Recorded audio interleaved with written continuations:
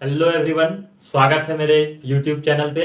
आज मैं योयो टेस्ट के बारे में बताऊंगा कि खिलाड़ी लोग योयो टेस्ट पास करके ही उनका उनको खेलने का मौका मिलता है। उसी के बारे में कुछ लोगों को दिक्कतें होती है कि योयो टेस्ट होता क्या है। उसी के बारे में आज थोड़ा बताएंगे कि कब होता है, कैसे होता है।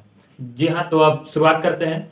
क्या बोलते हैं, जब गेम होती थी ना 2003 या 4 में, 3 4 5 आप जब लगा लो, उस समय क्या होता था, योयो टेस्ट के बजाय बीप टेस्ट होता था।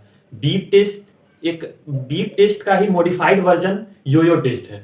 आज योयो टेस्ट का लेकिन उसका बहुत बड़ा ग्राफ बन चुका है, क्योंकि वो अगर खिलाड़ी पास नहीं करते हैं तो उनको खेलने को नहीं दिया जाता है। लेकिन बीप टेस्ट में आप नॉर्मली तरीके से भी ले सकते हो, उतना कोई हार्ड नहीं था।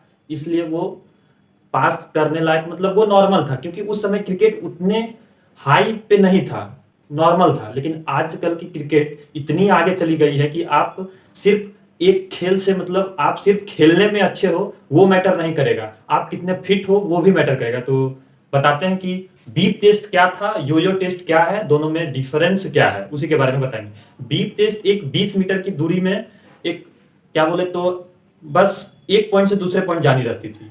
जितना आप जैसे जिस लेवल तक जाते हैं, अगर आप 5 लेवल गए, 6 लेवल गए, तो वो टाइम जो है वो कम होते जाता था, वो स्पीड बढ़ते जाती थी। वो बीप टेस्ट थी और वो नॉर्मल थी। आप नहीं भी करो, मतलब आराम से भी करो तो हो जाए। पर जब से ये योयो टेस्ट आया है, इसमें आपको पास करना ही होगा, क्योंकि ये इंडियन टीम का बहुत बेंच मार्क है। क्योंकि अगर आप ये पास करते हो तभी आपको खेलने को मिलेगा। तो आजकल योयो टेस्ट कैसे होता है वो बता दूं। योयो टेस्ट आप समझ लो, 3 पॉइंट लो। एक ए ले लो, ए से बी 5 मीटर की दूरी, ठीक। बी से सी 20 मीटर की दूरी।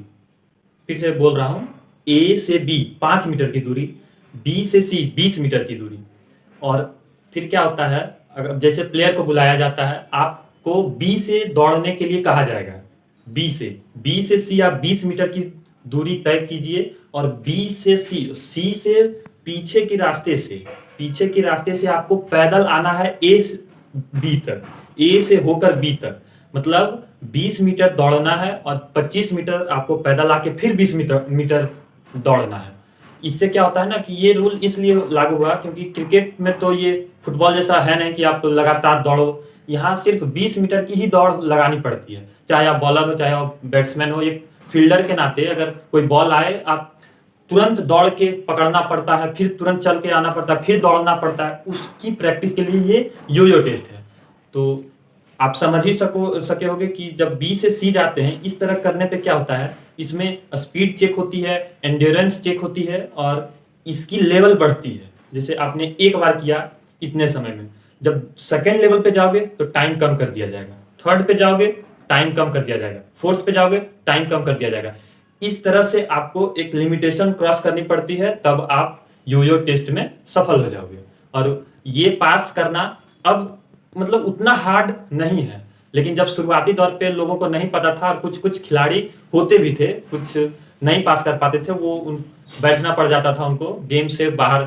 जैसे एक हुआ था 2018 में कि संजू सैमसन थे, मोहम्मद शमी थे, ये सब क्या थे, इंग्लैंड की टूर में जाना था उनको, बट वो योयो टेस्ट पास नहीं हुए थे। अंबाती रायडू भी थे, वो योयो टेस्ट पास नहीं हुए थे, तो इंग्लैंड का टूर ही नहीं गए थे। मतलब आपको ये पास करना होगा तब मैच खेलने को मिलेगा, या ये पास करना होगा तब आप कोई टूर पे भी जा सकते हो। तो अब हमें लगता है कि आपने योयो टेस्ट को अच्छे से समझ लिया होगा। तब तक के लिए अब धन्यवाद। अब आगे आपको कोई नए वीडियो लेकर आपके सामने आऊंगा, तब तक के लिए धन्यवाद, थैंक यू।